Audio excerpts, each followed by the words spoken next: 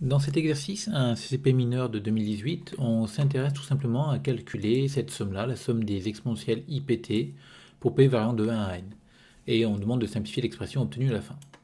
Donc là, quand on regarde notre somme que je vais appeler S, c'est donc la somme des EUT puissance P.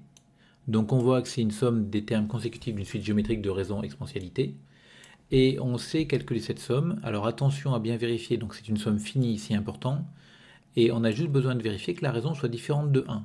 Si ça avait été une série, il aurait fallu regarder le module de la raison qui aurait eu besoin d'être strictement plus petit que 1 pour que la série converge. Mais ici, ce n'est qu'une somme finie.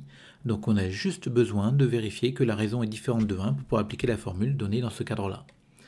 Donc si t n'est pas un multiple de pi, alors exponentialité va être différente de 1.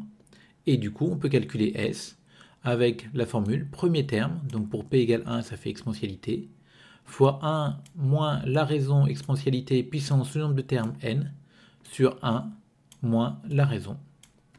Et on obtient ça en fait.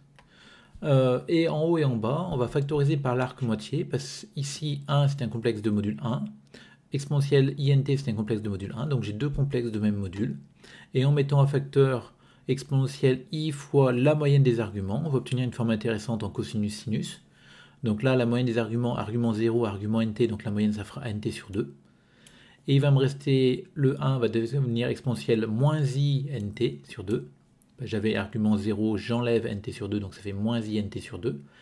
L'autre, il me restera exponentielle int sur 2. Et donc ici, on voit qu'on va faire apparaître globalement un sinus. Donc même un moins sinus, parce que les... Enfin bon, peu importe.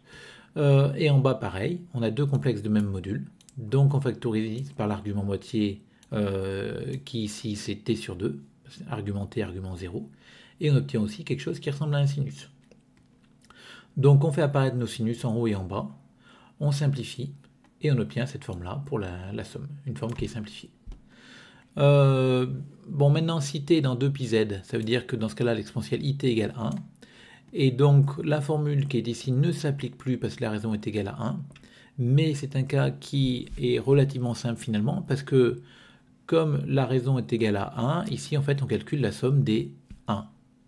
Et la somme des 1, c'est la somme d'une constante. Donc c'est constante qui vaut 1 fois le nombre de termes qui vaut n, et on obtient que ça vaut n dans ce cadre-là.